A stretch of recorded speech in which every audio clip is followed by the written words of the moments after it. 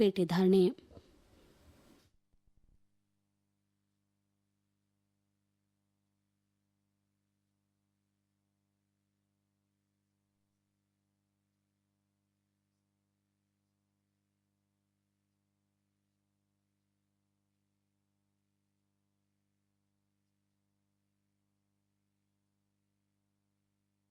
हो जाए फसल बीमा से हर किसान अब आत्मनिर्भर हो जाए। संकट के समय प्रधानमंत्री फसल बीमा योजना किसानों के लिए वरदान है। अब सूखा पड़े या बाढ़ आ जाए कोई डर नहीं, अब ओले पड़े या कीट पतंगे फसल खा जाए कोई फिक्र नहीं, क्योंकि हमने लिया है प्रधानमंत्री फसल बीमा। बुआई से फसल कटाई तक हर जोखिम का दावा, न्यूनतम प्रीमियम पर अधिकतम भुगतान का वादा। योजना से हर साल जुड़ रहे हैं 5 करोड़ से ज्यादा किसान। अब आपकी है बारी। नजदीकी कृषि कार्यालय, सहकारी समिति, बैंक शाखा, अधिकृत बीमा कंपनी या जन सेवा केंद्र में स्वेच्छा से करा सकते हैं पंजीकरण। फसल बीमा पोर्टल या फसल बीमा ऐप द्वारा भी कराया जा सकता है पंजीकरण। प्रधानमंत्री फसल बीमा योजना, आपकी फसलों का संपूर्ण सुरक्षा कवच। कृषि एवं किसान कल्याण मंत्रालय, भारत सरकार।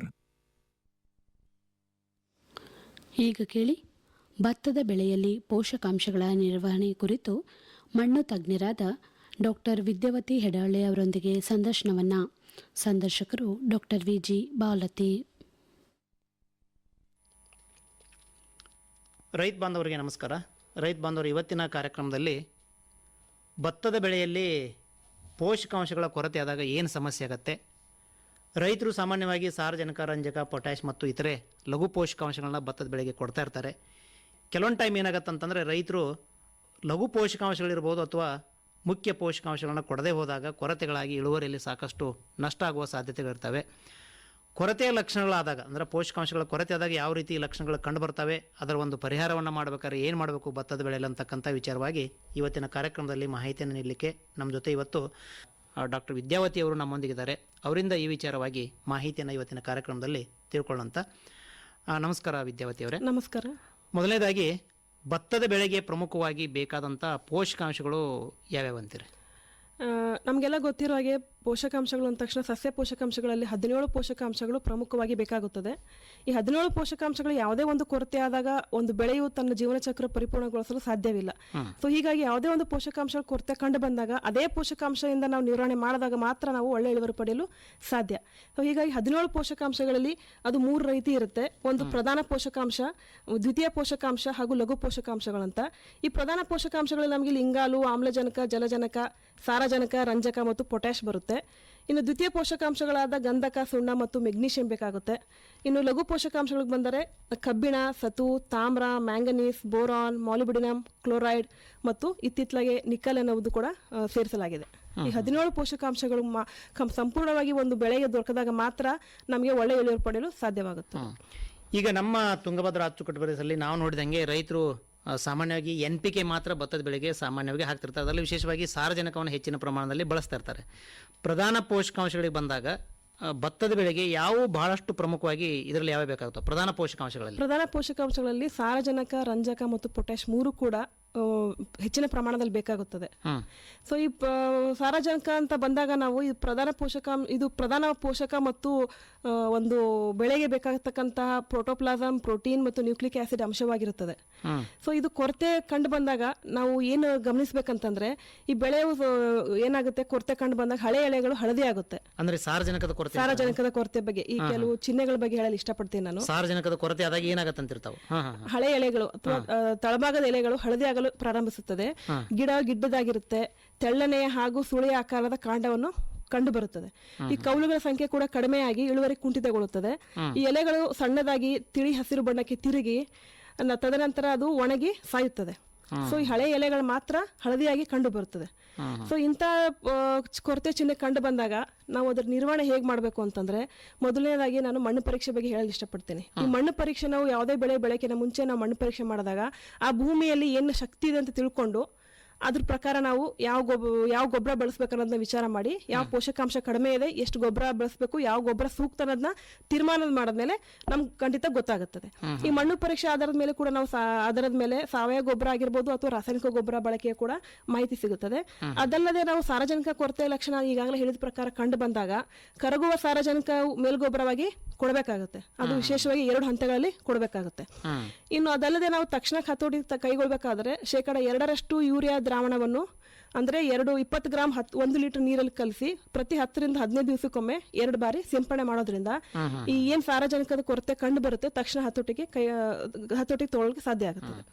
ಈಗ ನೀವು ಹೇಳಿದಂಗೆ ಸಾರಜನಕದ ಕೊರತೆ ಆದಾಗ ಭತ್ತದ ಬೆಳೆಯಲ್ಲಿ ಎಲೆಗಳು ಹಳದಿ ಆಗ್ತವೆ ಅಂದ್ರೆ ಹಳೆ ಎಲೆಗಳು ಹಳದಿ ಆಗ್ತವಕ್ಕಂತ ವಿಚಾರ ಹೇಳಿರ್ತಾವೆ. ಈ ಹಳದಿ ಚಿಹ್ನೆಗಳು ಮತ್ತೆ ಬೇರೆ ಯಾವ್ದಾದ್ರು ಸಮಸ್ಯೆಯಿಂದ ಆಗ್ಬೋದು ಅಂತಿರಲ್ಲ, ಹೇಗೆ? ಅದು ಹಳದಿ ಚಿಹ್ನೆಗಳು ಈ ಸಾರಜನಕ ತರಣೆ ಒಂದು ಗಂಧಕ ಒಂದು ಪೋಷಕಾಂಶ ಇದೆ, ದ್ವಿತೀಯ ಪೋಷಕಾಂಶ, ಅದು ಕೂಡ ಹಳದಿಯ ಚಿಹ್ನೆ ತೋರಿಸುತ್ತೆ. ಆದ್ರೆ ವ್ಯತ್ಯಾಸ ಏನು ಅಂತಂದ್ರೆ ಗಂಧಕವು ಚಿಗುರೆಲೆಗಳಲ್ಲಿ ಕಂಡುಕೊಂಡ್ರೆ ಈ ಸಾರಜನಕ ಹಳೆ ಎಲೆಗಳಲ್ಲಿ ಕಂಡುಕೊಳ್ಳುತ್ತೆ. ಈ ಕಾರಣ ಏನು ಅಂತಂದ್ರೆ ಈ ಯಾವುದೇ ಸಸ್ಯಗಳಲ್ಲಿ ಪೋಷಕಾಂಶಗಳ ಚಲನೆಯು ಬೇರೆ ಬೇರೆ ರೀತಿ ಇರುತ್ತೆ. ಈ ಸಾರಜನಕವು ಚಲನೆಯುಕ್ತವಾಗಿದ್ದಾಗ ಏನಾಗುತ್ತೆ, ಮಣ್ಣಲ್ಲಿ ಕಡಿಮೆ ಇದ್ದಾಗ ಅದು ಚಲನೆಯಾಗಿ ತುದಿಯಲ್ಲಿ ಕಡೆ ಚಿಗುರೆಲೆ ಕಡೆ ಹೋದಾಗ ತಳಭಾಗದಲ್ಲಿ ಕೊರತೆ ಕಂಡು ಬಂದು ಹಳದಿ ಆಗುತ್ತೆ. ಆದ್ರೆ ಗಂಧಕ ಏನಾಗುತ್ತೆ, ಅದ್ರ ಚಲನೆ ಕಡಿಮೆ ಇದ್ದು ಅದು ಚಲನೆ ಆಗದಿರೋ ಕಾರಣ ಈ ಚಿಗುರೆಲೆವರೆಗೂ ಮುಟ್ಟಕ್ ಸಾಧ್ಯ ಇಲ್ಲ ಅದ್ರ ಲವಣಗಳು.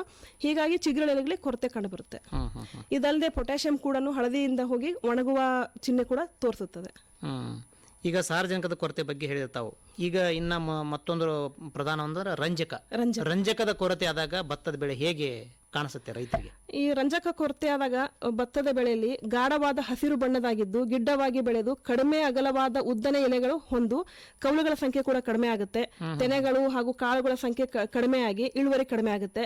ಇದಲ್ಲದೆ ಪ್ರಮುಖವಾಗಿ ಮಾಗುವಿಕೆ ಕೂಡ ಕಡಿಮೆ ಆಗುತ್ತೆ. ಇನ್ನು ಬೇರುಗಳು ಸರಿಯಾಗಿ ಬೆಳೆಯುವುದಿಲ್ಲ. ಅದಲ್ಲದೆ ಮತ್ತೆ ಎಲೆ ಮತ್ತು ಕಾಂಡಗಳು ಕಂದು ಬಣ್ಣಕ್ಕೆ ತಿರುಗಿಕೊಂಡಾಗ ನಾವು ಅದನ್ನ ರಂಜಕದ ಕೊರತೆ ಅಂತ ಗುರುತಿಸಬೇಕಾಗುತ್ತದೆ. ಇದು ಕೊರತೆ ಹೇಗೆ ನಿವಾರಣೆ ಮಾಡಬಹುದು ರೈತರು? ಇದು ಕೂಡ ಅಷ್ಟೇ, ಮಣ್ಣು ಪರೀಕ್ಷೆ ಮಾಡಿದಾಗ ಗೊತ್ತಾಗುತ್ತೆ ನಮಗೆ ರಂಜಕ ಕಡಿಮೆ ಇದೆಯೋ ಹೆಚ್ಚಿದೆಯೋ ಅಂತ. ಅದರ ಆಧಾರದ ಮೇಲೆ ನಾವು ರಸಗೊಬ್ಬರ ಬಳಸಬೇಕಾಗುತ್ತೆ. ಇದಲ್ಲದೆ ನಾವು 2% DAP ದ್ರಾವಣವನ್ನು ಸಿಂಪಡಣೆ ಮಾಡೋದ್ರಿಂದ ಕೂಡ ತಕ್ಷಣಕ್ಕೆ ಹತೋಟಿ ಕೈಗೊಳ್ಳಬಹುದು.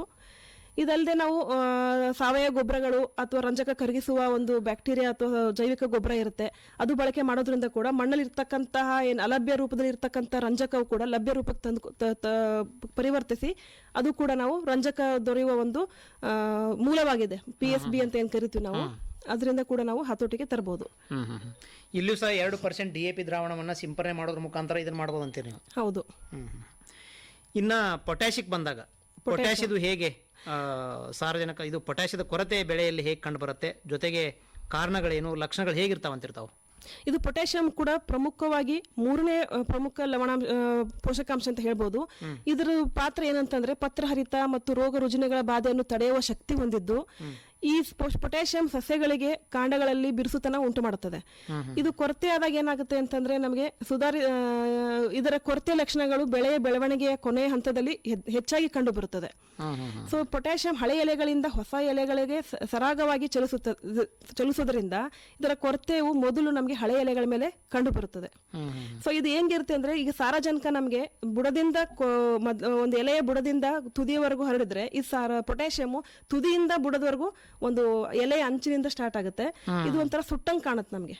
ಹಳದಿಯಾಗಿ ಒಣಗಿ ನೋಡಿದಾಗ ಎಲೆ ತುದಿಗಳು ಅಥವಾ ನಾವೇನು ಅಂಚು ಅಂತ ಹೇಳ್ತೀವಿ ಅದು ಸುಟ್ಟಂಗ್ ಕಾಣುತ್ತೆ. ಈ ಸುಟ್ಟಿದ ಒಂದು ಏನ್ ಲಕ್ಷಣ ಇದೆ ಅದು ಖಂಡಿತವಾಗಿ ಪೊಟ್ಯಾಷಿಯಂ ಕೊರತೆ ಲಕ್ಷಣ ಅಂತ ನಾವು ಎಲೆ ತುದಿ ಸುಟ್ಟಂಗ್ ಕಾಣುತ್ತದೆ.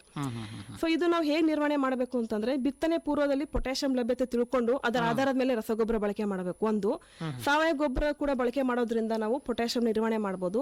ಇದಲ್ಲದೆ ಪೊಟ್ಯಾಷಿಯಂ ಗೊಬ್ಬರವು 3 ಹಂತದಲ್ಲಿ ಕೊಡಬೇಕಾಗುತ್ತೆ ಭತ್ತದಲ್ಲಿ. ಒಂದು ಬಿತ್ತನೆ ಸಮಯದಲ್ಲಿ, ಇನ್ನೊಂದು ತೆನೆ ಬರುವ ಸಮಯ ಅಂದ್ರೆ ನಾಟಿ ಮಾಡಿದ 40 ರಿಂದ 50 ದಿವಸಗಳ ನಂತರ, ಇನ್ನೊಂದು ಹೂವಾಡುವ ಪ್ರಾರಂಭ ಹಂತದಲ್ಲಿ ಅಂದ್ರೆ 40 ರಿಂದ 70 ದಿವಸಗಳ ನಾಟಿ ಮಾಡಿದ ನಂತರ. ಈ 3 ಹಂತದಲ್ಲಿ ಪೊಟ್ಯಾಷಿಯಂ ಗೊಬ್ಬರಗಳ ಬಳಕೆ ಮಾಡೋದ್ರಿಂದ ನಾವು ಪೊಟ್ಯಾಷಿಯಂನ ಕೊರತೆ ಅಥವಾ ನಿವಾರಣೆ ಮಾಡಬಹುದು. ಇದಲ್ಲದೆ ನಾವು ಕರಗುವ ಪೊಟ್ಯಾಷಿಯಂ ನೀರಾವರಿ ಮುಖಾಂತರ ಒದಗಿಸಬಹುದು. ಇನ್ನು ತಕ್ಷಣ ಹತೋಟಿಗಾಗಿ ನಾವು ಪೊಟ್ಯಾಷಿಯಂ ನೈಟ್ರೇಟ್ ಅನ್ನೋ ಒಂದು ಗೊಬ್ಬರ 1% ಸ್ಪ್ರೇ ಅಂದ್ರೆ 1 ಲೀಟರ್ ನೀರಿಗೆ 10 ಗ್ರಾಂ ಪೊಟ್ಯಾಷಿಯಂ ನೈಟ್ರೇಟ್ ನಾವು ಸಿಂಪಡಣೆ ಮಾಡೋದ್ರಿಂದ ತಕ್ಷಣ ಹತೋಟಿಗೆ ಬರಲು ಸಾಧ್ಯ ಆಗುತ್ತೆ. ಅಂದರೆ ಈಗ ನೀವು ಹೇಳಿದಂಗೆ ಈ NPK ಅಥವಾ ಈ ಸಾರಜನಕ, ರಂಜಕ, ಪೊಟ್ಯಾಶ್ ಕೊರತೆಗಳನ್ನು ಆದಷ್ಟು ಭಾಳಷ್ಟು ಒಂದು ಅನುಭವ ಇದ್ದಂಥ ರೈತರು ಗುರುತಿಸಬಹುದು ಅಥವಾ ಗೊತ್ತೇ ಆಗದಿದ್ರೆ ವಿಜ್ಞಾನಿಗಳಿಗೆ ತೋರಿಸಿ ಅದ್ರ ಬಗ್ಗೆ ಕಂಡುಹಿಡ್ಕೋಬೇಕು. ಇನ್ನ ಮತ್ತೊಂದು ತಾವು ಹೇಳಿದ್ರಲ್ಲ ದ್ವಿತೀಯ ಪೋಷಕಾಂಶ, ಈ ಪ್ರಧಾನ ಪೋಷಕಾಂಶಗಳು NPK ಬಿಟ್ಟು ಇನ್ನೂ ಯಾವ ಬರ್ತಾವೆ? ಇವು 3 ಮಾತ್ರ ಪ್ರಧಾನ ಪೋಷಕಾಂಶಗಳು ಅಂತ ಹೇಳ್ತೀವಿ. ಇನ್ನು ದ್ವಿತೀಯ ಪೋಷಕಾಂಶ, ಇನ್ನು ದ್ವಿತೀಯ ಪೋಷಕಾಂಶಗಳಲ್ಲಿ ಬಂದ್ರೆ ನಾವು ಗಂಧಕ, ಸುಣ್ಣ ಮತ್ತು ಮೆಗ್ನೀಷಿಯಂ ಬಗ್ಗೆ ಹೇಳ್ಬೋದು. ಈ ನಮ್ಮ ಭಾಗದಲ್ಲಿ ನಮ್ಮ ಭಾಗಿನ ಕಪ್ಪು ಮಣ್ಣಲ್ಲಿ ನಮಗೆ ಇನ್ನೂವರೆಗೂ ಸುಣ್ಣದ ಕೊರತೆ ಲಕ್ಷಣ ಕಂಡು ಬಂದಿಲ್ಲ. ಆದ್ರೂ ಕೂಡ ನಾವು ಸುಣ್ಣದ ಬಳಕೆ ಬಗ್ಗೆ ಹೇಳ್ಬೇಕಾಗತ್ತೆ. ಸುಣ್ಣದ ಬಳಕೆ ಅಂತಂದ್ರೆ ನಾವು ಆಮ್ಲೀಯ ಭೂಮಿ ಅಂದ್ರೆ ಹುಳಿ ಮಣ್ಣು, ಅದರ ರಸಸಾರ 6.5 ಕಡಿಮೆ ಇದ್ದರೆ ಆ ಹುಳಿ ಭೂಮಿಯಲ್ಲಿ ಅಥವಾ ಕರಾವಳಿ ಪ್ರದೇಶದಲ್ಲಿ ಏನಿರುತ್ತೆ ಅಂತ ಕಡೆ ನಾವು ಸುಣ್ಣದ ಬಳಕೆ ಮಾಡಬೇಕಾಗತ್ತೆ. ಅಂತ ಸಮಯದಲ್ಲಿ ರೈತರು ಎಚ್ಚರಿಕೆಯಿಂದಿರಬೇಕು. ಅತಿಯಾಗಿ ಸುಣ್ಣದ ಬಳಕೆ ಮಾಡೋದ್ರಿಂದ ರಂಜಕದ ದೊರೆಯುವಿಕೆ ಮೇಲೆ ಪರಿಣಾಮ ಬೀರುತ್ತೆ. ಸೊ ಹೀಗಾಗಿ ಸುಣ್ಣದ ಬಳಕೆ ನಮ್ಮ ಪ್ರದೇಶದಲ್ಲಿ ಅಷ್ಟೇನು ನಡೆಯೋ ಅವಶ್ಯಕತೆ ಇಲ್ಲ. ಇನ್ನು ಗಂಧಕ್ಕೆ ಬಂದಿದ್ರೆ ಈ ಗಂಧಕದ ಕೊರತೆ ಲಕ್ಷಣ ನಮಗೆ ಈಗಾಗಲೇ ಹೇಳಿದಾಗೆ ಚಿಗುರೆಲೆಗಳಲ್ಲಿ ಕಂಡು ಬರುತ್ತೆ. ಇತ್ತೀಚೆಗೆ ಗಂಧಕದ ಬಗ್ಗೆ ಸಾಕಷ್ಟು ಮಹತ್ವ ಬರ್ತಾ ಇದೆ. ಭತ್ತದ ಬೆಳೆಗೆ ಗಂಧಕದ ಒಂದು ಕೊರತೆ ಸಾಕಷ್ಟು ಕಂಡು ಬರ್ತಾ ಇದೆ ಈ ಭಾಗದಲ್ಲಿ ಅಂತಕ್ಕಂಥ ವಿಚಾರ. ಹೌದು, ಏನು ಹೊಸಗಳಲ್ಲಿ ಎಲ್ಲ ಹಳದಿಯಾಗಿ ಇಡೀ ಒಂದು ಹೊಲ ಹಳದಿಯಾಗಿ ಕಾಣುತ್ತೆ ಚಿಗುರೆಲೆಗಳು. ಇದು ಹಳೆ ಎಲೆಗಳಾದ್ರೆ ಸಾರಜನಕ ಅಂತ ಹೇಳ್ಬೋದು, ಹೊಸ ಎಲೆಗಳಾದ್ರೆ ಅದು ಗಂಧಕದ ಕೊರತೆ ಲಕ್ಷಣ ಅಂತ ಹೇಳ್ಬೋದು. ಇದರಿಂದ ಆಗುವ ಪರಿಣಾಮಗಳೇನಂತಂದ್ರೆ ತೆನೆಗಳು ಸಣ್ಣದಾಗಿದ್ದು ಮಾಗುವಿಕೆ ತಡವಾಗುತ್ತದೆ ಈ ಗಂಧಕದ ಕೊರತೆಯಿಂದಾಗಿ. ಇದಲ್ಲದೆ ಕೊರತೆ ಇದ್ದಾಗ ಸಸ್ಯವು ಸುರುಳಿಯಂತಿದ್ದು ಗಿಡ್ಡದಾಗಿ ಬೆಳವಣಿಗೆ ಕೂಡ ಕುಂಠಿತಗೊಳ್ಳುತ್ತದೆ. ಸೊ ಇದನ್ನ ನಾವು ನಿವಾರಣೆ ಮಾಡಬೇಕು ಅಂತಂದ್ರೆ ನೀರಲ್ಲಿ ಕರಗುವ ಗಂಧಕವನ್ನು ಅಂದರೆ ಅಮೋನಿಯಂ ಸಲ್ಫೇಟ್ ಆಗಿರ್ಬೋದು, ಮೆಗ್ನೀಷಿಯಂ ಸಲ್ಫೇಟ್ ಅಥವಾ ಪೊಟ್ಯಾಷಿಯಂ ಸಲ್ಫೇಟ್ ಇಂಥ ಗೊಬ್ಬರಗಳನ್ನು ನಾವು ನೀರಾವರಿ ಮುಖಾಂತರ ಒದಗಿಸುವುದರಿಂದ ಪೊಟ್ಯಾಷಿಯಂನ ಕೊರತೆಯು ಹತೋಟಿ ಕೈಗೊಳ್ಳಬಹುದು. ಇದಲ್ಲದೆ ಪ್ರಮುಖವಾಗಿ ಸಾವಯವ ಗೊಬ್ಬರ, ಹಸಿರೆಲೆ ಗೊಬ್ಬರಗಳು ಇವು ಬಳಕೆದಿಂದ ನಾವು ಬಹಳ ವರ್ಷಗಳ ಕಾಲ ದೀರ್ಘವಾಗಿ ಈ ಎಲ್ಲ ಪೋಷಕಾಂಶಗಳ ಕೊರತೆಯು ಕೂಡ ನಿರ್ವಹಣೆ ಮಾಡಬಹುದು. ಇದು ದ್ವಿತೀಯ ಪೋಷಕಾಂಶ ಗಂಧಕ. ಇನ್ನೊಂದು ದ್ವಿತೀಯ ಪೋಷಕಾಂಶ ಆದ ಮೆಗ್ನೀಷಿಯಂ ಬರುತ್ತೆ. ಈ ಮೆಗ್ನೀಷಿಯಂ ಕೊರತೆಯ ಲಕ್ಷಣ ಹೇಗಿರುತ್ತೆ ಅಂದ್ರೆ ಈ ಭತ್ತದ ಬಾವುಟ ಎಲೆಯು ಹಳದಿ ಬಣ್ಣದ ಪಟ್ಟಿಯನ್ನು ಹೊಂದಿರುತ್ತದೆ. ಸೊ ಹೂವಿನ ಗೊಂಚಲು ಕೂಡ ಅದ್ರದ್ದು ಗಾತ್ರ ಕಡಿಮೆ ಆಗಿ ಇಳುವರಿ ಕೂಡ ಕಡಿಮೆ ಆಗುತ್ತದೆ. ಸೊ ಇಂಥ ಮೆಗ್ನೀಷಿಯಂ ಕೊರತೆ ಕಂಡು ಬಂದಾಗ ಹತೋಟಿ ಹೇಗೆ ಮಾಡಬೇಕು ಅಂದರೆ ಕಾಂಪೋಸ್ಟ್ ಗೊಬ್ಬರ ಬಳಸೋದ್ರಿಂದ, ಎರೆಹುಳು ಗೊಬ್ಬರ ಬಳಸೋದ್ರಿಂದ, ಈಗಾಗಲೇ ಒತ್ತು ಕೊಡ್ತಾ ಇದ್ದೀನಿ, ಸಾವಯವ ಗೊಬ್ಬರ ಬಳಸೋದ್ರಿಂದ ಎಲ್ಲಾ ಪೋಷಕಾಂಶಗಳ ನಿರ್ವಹಣೆ ಕೂಡ ಮಾಡಬಹುದು. ಇವು 3 ದ್ವಿತೀಯ ಪೋಷಕಾಂಶಗಳ ಬಗ್ಗೆ ಆಯ್ತು. ಇಷ್ಟು ಅಂದ್ರೆ ಇಲ್ಲಿ ಸಾಮಾನ್ಯವಾಗಿ ನಮ್ಮ ಭಾಗದಲ್ಲಿ ಇದರಲ್ಲಿ ದ್ವಿತೀಯ ಪೋಷಕಾಂಶದಲ್ಲಿ ಯಾವುದು ಹೆಚ್ಚಿಗೆ ಕೊರತೆ ಗಂಧಕದ ಕೊರತೆ ಹೆಚ್ಚಾಗಿ ಕಂಡು ಬರ್ತಾ ಇದೆ. ಇದರ ಕೊರತೆಯನ್ನು ನೀಗಿಸಬೇಕಾದ್ರೆ ರೈತರು ಹೆಚ್ಚಾಗಿ ಸಾವಯವ ಗೊಬ್ಬರ, ಹಸಿರೆಲೆ ಗೊಬ್ಬರಗಳನ್ನ ಜಾಸ್ತಿ ಬಳಸಬೇಕು ಭೂಮಿಗೆ. ಇನ್ನು ಮುಖ್ಯವಾಗಿ ಭತ್ತದ ಬೆಳೆಗೆ ಅತಿ ಅವಶ್ಯಕವಾಗಿ ಬೇಕಾದಂತ ಲಘು ಪೋಷಕಾಂಶಗಳು ಯಾವ್ಯಾವು? ಈ ಭತ್ತದಲ್ಲಿ ಅತಿ ಹೆಚ್ಚಿಗೆ ಬೇಕಾಗಿರತಕ್ಕಂಥದ್ದು ಜಿಂಕ್ ಅಥವಾ ಸತು ಅಂತ ಹೇಳ್ಬೋದು ನಾವು. ಇನ್ನು ಮತ್ತು ಕಬ್ಬಿಣ, ಇವೆರಡು ಪೋಷಕಾಂಶಗಳು ಹೆಚ್ಚಿಗೆ ಬೇಕಾಗುತ್ತೆ. ಇನ್ನು ಸತು ಬಗ್ಗೆ ಹೇಳ್ಬೇಕು ಅಂತಂದ್ರೆ ಸತುವಿನ ಕೊರತೆಯು ಯಾವಾಗ ಕಂಡು ಬರುತ್ತೆ ಅಂದ್ರೆ ಕಳಪೆ ಬಸುವಿಕೆ ಇರತಕ್ಕಂಥ ಭೂಮಿ, ಆಳವಾದ ಕಪ್ಪು ಭೂಮಿಯಲ್ಲಿ ಮತ್ತು ಸುಣ್ಣಯುಕ್ತ ಮಣ್ಣುಗಳಲ್ಲಿ ಕೊರತೆಯ ಲಕ್ಷಣ, ಸತುವಿನ ಕೊರತೆ ಹೆಚ್ಚಾಗಿ ಕಂಡು ಬರುತ್ತೆ. ಸೊ ಈ ಸತುವಿನ ಕೊರತೆ ಅತಿಯಾಗಿ ಕಂಡು ಬಂದಾಗ ಸಸ್ಯಗಳಲ್ಲಿ ಒಂದು ರೋಗ ಹೆಸರಿಟ್ಟಿದ್ದಾರೆ, ಅದು ಕೈರಾ ಎಂಬ ರೋಗ. ಈ ಕೈರಾ ಅನ್ನೋ ರೋಗ ಈ ಸತುವಿನ ಕೊರತೆಯಿಂದ ಬರುತ್ತೆ. ಸೊ ಇದರ ಕೊರತೆ ಲಕ್ಷಣ ಹೇಗಿರುತ್ತೆ ಅಂದ್ರೆ ಚಿಗುರೆಲೆಗಳಲ್ಲಿ ನರಗಳ ನಡುವಿನ ಪ್ರದೇಶದಲ್ಲಿ ಹರಿದ್ವಿಹೀನತೆ ಎಂದು ಕಂಡು ಬರುತ್ತೆ. ಅದಲ್ಲದೆ ಹಳೆಯ ಅಥವಾ ಬಲಿತ ಎಲೆಗಳ ಮೇಲೆ ಚುಕ್ಕಿ ಕಾಣಿಸಿಕೊಂಡು ನಂತರ ಈ ಚುಕ್ಕಿಗಳು ಹರಿದಾಡುತ್ತಾ ಒಂದಕ್ಕೊಂದು ಸೇರಿಕೊಂಡು ಹಳದಿಯ ಪಟ್ಟಿಯಾಗಿ ಮಾರ್ಪಡುತ್ತದೆ. ಸೊ ಸಸ್ಯದ ತೆಳಭಾಗದಲ್ಲಿರುವ ಎಲೆಗಳು ಪೆಡಸಾಗಿ ಕೆಳಮುಖವಾಗಿ ಬಾಗುತ್ತದೆ. ಇದಷ್ಟಲ್ಲದೆ ಸಸ್ಯದ ಬೆಳವಣಿಗೆ ಕೂಡ ಕುಂಠಿತಗೊಂಡು ಕೊರತೆ ತೀವ್ರವಾದಾಗ ಬಂಜೆ ಹೂವು ಸಂಖ್ಯೆ ಹೆಚ್ಚಾಗುತ್ತದೆ. ಸೊ ಈ ಬಂಜೆ ಹೂವು ಸಂಖ್ಯೆ ಹೆಚ್ಚಾದಾಗ ನಾವು ಕೊನೆಯದಾಗಿ ಇಳುವರಿ ಖಂಡಿತವಾಗೂ ಕಡಿಮೆ ಆಗಿ ಇದಲ್ಲದೆ ಮತ್ತೆ ಇಡೀ ಎಲೆ ತುಕ್ಕು ಹಿಡಿದಿರುವಂತೆ ಕಾಣುತ್ತದೆ. ತೆನೆ ಕಟ್ಟುವುದು ಹಾಗೂ ಬಲಿಯುವ ಪ್ರಕ್ರಿಯೆ ಕೂಡ ವಿಳಂಬವಾಗುತ್ತೆ. ಹೇಗೆ ನಮ್ಮ ಭಾಗದಲ್ಲಿ ಜಿಂಕದ ಒಂದು ಕೊರತೆ ಸಾಕಷ್ಟು ಇದೆ ಅಂತೀರಾ ಅಥವಾ ಜಿಂಕದ ಕೊರತೆ ಇಲ್ಲ ಅಂತ ಹೇಳಿ? ಇಲ್ಲ, ಜಿಂಕದ ಕೊರತೆ ಸಾಕಷ್ಟು ಇದೆ. ಹೇಗೆ ಕೊರತೆ ಆದಾಗ ಇದನ್ನ ನಿವಾರಣೆ ಮಾಡೋದು, ನಿರ್ವಹಣೆ ಮಾಡೋದು ಹೇಗಂತೀರಿ? ಮತ್ತೆ ಹೇಳಕ್ ಇಷ್ಟಪಡ್ತೀನಿ ನಾನು, ಮಣ್ಣು ಪರೀಕ್ಷೆ ಮಾಡದ್ಮೇಲೆ ಮಣ್ಣು ಪರೀಕ್ಷೆ ಮಾಡಿಸಬೇಕು. ಇನ್ನು ಭತ್ತಕ್ಕೆ ಬಂದಾಗ ಬಿತ್ತನೆ ಬೀಜವನ್ನು ಪ್ರತಿ ಲೀಟರ್ ನೀರಿಗೆ 4 ಗ್ರಾಂ ಜಿಂಕ್ ಸಲ್ಫೇಟ್ ಬೇರಿಸಿದ ದ್ರಾವಣದಲ್ಲಿ ಬಿತ್ತನೆ 1 ದಿವಸದ ಮೊದಲು ಒಂದು ನೆನೆ ಇಟ್ಟು ನಂತರ ನೆರಳಲ್ಲಿ ಒಣಗಿಸಿ ಬಿತ್ತನೆ ಮಾಡಬೇಕು. ಇದು ಒಂದು ಭತ್ತದ ಒಂದು ಬೀಜೋಪಚಾರ ಅಂತ ಹೇಳ್ಬೋದು. ಇನ್ನು ಬಿತ್ತನೆ ಅಥವಾ ನಾಟಿ ಮಾಡುವ ಮುನ್ನ ಪ್ರತಿ ಎಕರೆಗೆ 10 ಕಿಲೋಗ್ರಾಂ ಜಿಂಕ್ ಮಣ್ಣಿಗೆ ಸೇರಿಸಬೇಕು. ಇದು 2ನೇ ಅಂಶ. ಅಥವಾ ನರ್ಸರಿಯಲ್ಲಿ ಪ್ರತಿ ಹೆಕ್ಟರ್ಗೆ 2 ಕಿಲೋಗ್ರಾಂ ಜಿಂಕಿನ ಸಲ್ಫೇಟ್ ಬಳಸೋದ್ರಿಂದ ಕೂಡ ನಾವು ಜಿಂಕಿನ ನಿರ್ವಹಣೆ ಮಾಡಬಹುದು. ಇನ್ನೊಂದು ವಿಚಾರ ಹೇಳ್ಬೇಕಂದ್ರೆ ನಾಟಿ ಮಾಡುವ ಪೂರ್ವದಲ್ಲಿ ಸಸಿಗಳನ್ನು 1% ಜಿಂಕ್ ಸಲ್ಫೇಟ್ ದ್ರಾವಣದಲ್ಲಿ 1 ನಿಮಿಷ ನೆನೆ ಇಟ್ಟು ಅಥವಾ ಅದ್ದಿ ನಾಟಿ ಮಾಡೋದ್ರಿಂದ ಕೂಡ ನಾವು ಜಿಂಕಿನ ಕೊರತೆ ಬರದಂತೆ ನೋಡ್ಕೋಬಹುದು. ಇನ್ನು ಸರ್ವೇ ಸಾಮಾನ್ಯವಾಗಿ ಸಾವಯವ ಗೊಬ್ಬರ ಬಳಕೆ ಕೂಡ ನಾವು ಖಂಡಿತವಾಗ್ಲೂ ಮಾಡಲೇಬೇಕಾಗುತ್ತೆ. ಇನ್ನ ಕಬ್ಬಿನಕ್ಕೆ ಬಂದ್ರೆ ಹೇಳಿರ್ತಾವೆ ಇನ್ನೊಂದು ಲಘು ಪೋಷಕಾಂಶ, ಇದು ಹೇಗೆ ಈ ಭಾಗದಲ್ಲಿ ಕೊರತೆ ಕಂಡು ಬರ್ತಾ ಇದೆಯಾ? ಇದು ಈ ಭಾಗದಲ್ಲಿ ಜಿಂಕ್ ಬಿಟ್ಟರೆ, ಸತು ಬಿಟ್ಟರೆ ಕಬ್ಬಿಣದ ಕೊರತೆ ಕೂಡ ನಮಗೆ ಸ್ವಲ್ಪ ಮಟ್ಟಿಗೆ ಕಂಡು ಬರ್ತಿದೆ. ಇನ್ನು ಕಬ್ಬಿಣದ ಬಗ್ಗೆ ಹೇಳಬೇಕು ಅಂತಂದ್ರೆ ನಾವು ಸಾಮಾನ್ಯವಾಗಿ ನಮ್ಗೆ ಗೊತ್ತಿರೋ ಹಾಗೆ ಅಕ್ಕಿ ಕಾಳುಗಳಿಗಿಂತ ತೌಡಿನಲ್ಲಿ ಹೆಚ್ಚಿನ ಪ್ರಮಾಣದ ಕಬ್ಬಿಣಾಂಶವಿರುತ್ತದೆ. ಆಮೇಲೆ ಅದಲ್ಲದೆ ಇನ್ನೊಂದು ಮಾಹಿತಿ ಏನು ಕೊಡಲು ಇಷ್ಟಪಡ್ತೀನಿ ಅಂದ್ರೆ ಬಾಸುಮತಿ ಅಕ್ಕಿ ತಳಿಗಳಲ್ಲಿ ಅಧಿಕ ಪ್ರಮಾಣದಲ್ಲಿ ಕಬ್ಬಿಣಾಂಶ ಇರುತ್ತದೆ. ಸೊ ಈ ಕಬ್ಬಿಣದ ಕೊರತೆ ಯಾವಾಗ ಕಂಡು ಬರ್ತದೆ ಅಂದ್ರೆ ಮೊಳಕೆ ಇಡದ 7 ರಿಂದ 10 ದಿನಗಳ ನಂತರ ಎರಡನೇ ಎಲೆ ಹೊರಹೊಮ್ಮುವ ಸಮಯದಲ್ಲಿ ಕಬ್ಬಿಣದ ಕೊರತೆ ಲಕ್ಷಣ ಕಂಡು ಬರುತ್ತೆ. ಎಲೆ ನರಗಳ ಮಧ್ಯದಲ್ಲಿ ಹಳದಿ ಬಣ್ಣ ಕಾಣಿಸಿಕೊಳ್ಳುತ್ತದೆ. ಈ ಕಬ್ಬಿಣದ ಕೊರತೆ ಎಲೆಯ ಪತ್ರ ಹರಿತ ಕಡಿಮೆ ಆಗಿ ದ್ವಿತೀಯ ಸಂಶ್ಲೇಷಣೆ ಕ್ರಿಯೆ ಕೂಡ ಕುಂಠಿತಗೊಂಡು ಇಳುವರಿ ಕೂಡ ಕಡಿಮೆ ಆಗಿ ಹೊಸ ಎಲೆಗಳು ಹರಿದ್ವಿಹೀನವಾಗಿ ಬಿಳಿ ಬಣ್ಣಕ್ಕೆ ತಿರುಗಿ ನಂತರ ಒಣಗುತ್ತದೆ. ಈ ಕಬ್ಬಿಣ, ಸತು ಇವೆಲ್ಲ ಚಿಗುರೆಲೆಗಳು ಹೊಸ ಬೆಳವಣಿಗೆ ಹಂತದಲ್ಲಿ ಸ್ಟಾರ್ಟಿಂಗ್ ಕಂಡು ಬರ್ತಾವೆ ಜಿಂಕು ಮತ್ತು ಕಬ್ಬಿಣದ ಒಂದು ಕೊರತೆಗಳು. ಹೌದು ಸರ್. ಇನ್ನು ಈ ಕಬ್ಬಿಣದ ನಿರ್ವಹಣೆ ತಿಳ್ಕೊಬೇಕಂದ್ರೆ ನಾಟಿ ಮಾಡುವ ಸಮಯದಲ್ಲಿ 10 ಕಿಲೋಗ್ರಾಂ ಪ್ರತಿ ಎಕರೆಗೆ ಕಬ್ಬಿಣದ ಸಲ್ಫೇಟ್ ಮಣ್ಣಿಗೆ ಸೇರಿಸಬೇಕು. ಈ ಭತ್ತ ಬೆಳಿಬೇಕಂತಾರ ಅಂತವ್ರು, ಅಥವಾ 0.25% ಅಥವಾ 0.25% ದ್ರಾವಣ ಅಂದ್ರೆ ಕಬ್ಬಿಣದ ಸಲ್ಫೇಟ್ ದ್ರಾವಣ ಮತ್ತು 2% ಯೂರಿಯಾ ಎರಡೂ ಕೂಡ ಸೇರಿಸಿ ನಾವು ಸಿಂಪಡಣೆ ಮಾಡೋದ್ರಿಂದ ಕಬ್ಬಿಣದ ಕೊರತೆ ನಿವಾರಿಸಬಹುದು. ಇದು ಸಿಂಪಡಣೆ ಯಾವಾಗ ಮಾಡಬೇಕು ಅಂದ್ರೆ ಪ್ರತಿ 10 ದಿವಸಗೊಮ್ಮೆ 2 ರಿಂದ 3 ಬಾರಿ ಸಿಂಪಡಣೆ ಮಾಡಬೇಕಾಗುತ್ತೆ. 10 ದಿವಸಕ್ಕೊಮ್ಮೆ ಸಿಂಪಡಣೆ ಮಾಡಬೇಕು. 2 ರಿಂದ 3 ಬಾರಿ ನಾವು ಸಿಂಪಡಣೆ ಮಾಡಬೇಕಾಗತ್ತೆ. ಇದಲ್ಲದೆ ಯಾವುದೇ ಒಂದು ಕಬ್ಬಿಣದ ರಾಸಾಯನಿಕ ನೀಡುವ ಅಥವಾ ಸಾವಯವ ಗೊಬ್ಬರಗಳು ಇವೆರಡನ್ನೂ ಮಿಶ್ರ ಮಾಡಿ ನಾವು ಬಳಸೋದ್ರಿಂದ ಕೂಡ ನಾವು ಕಬ್ಬಿಣವನ್ನು ಕೊರತೆ ನಿವಾರಣೆ ಮಾಡಬಹುದು.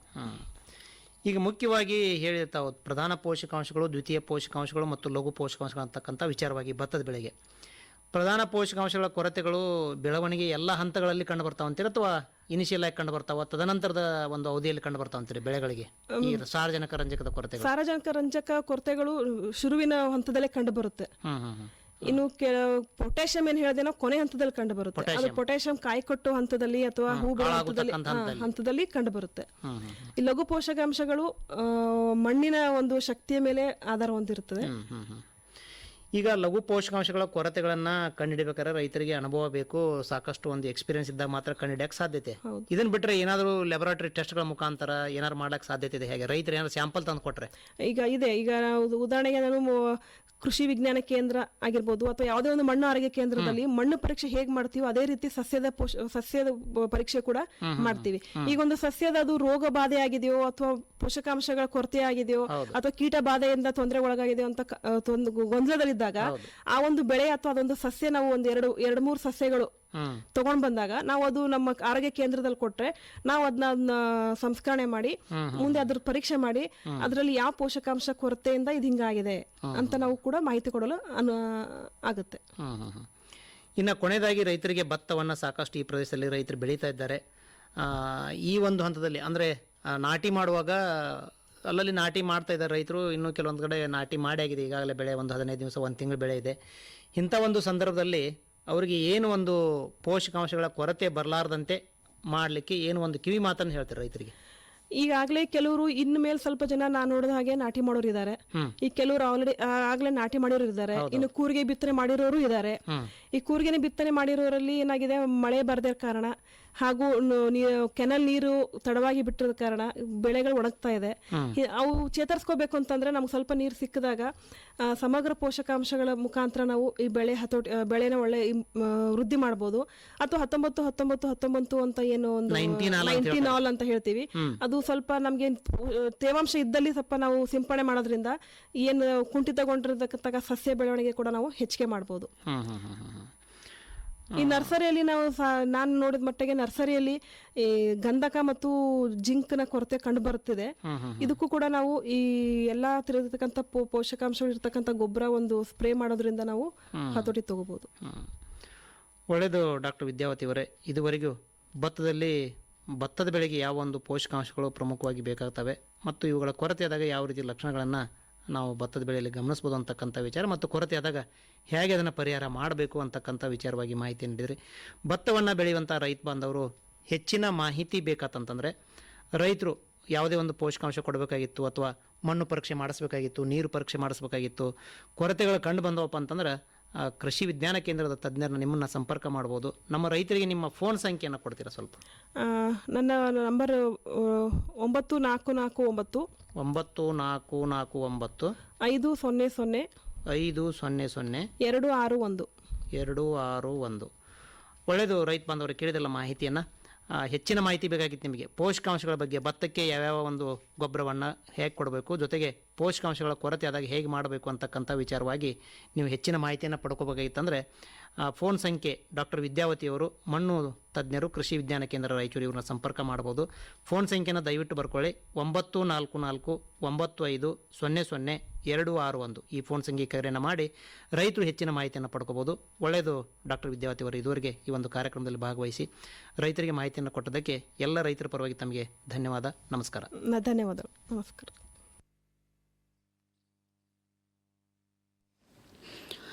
ಇದುವರೆಗೆ ಭತ್ತದ ಬೆಳೆಯಲ್ಲಿ ಪೋಷಕಾಂಶಗಳ ನಿರ್ವಹಣೆ ಕುರಿತು ಮಣ್ಣು ತಜ್ಞರಾದ ಡಾಕ್ಟರ್ ವಿದ್ಯಾವತಿ ಯಡಹಳ್ಳಿಯವರೊಂದಿಗೆ ಸಂದರ್ಶನವನ್ನು ಕೇಳಿದ್ರಿ. ಸಂದರ್ಶಕರು ಡಾಕ್ಟರ್ ವಿಜಿ ಬಾವಲತ್ತಿ.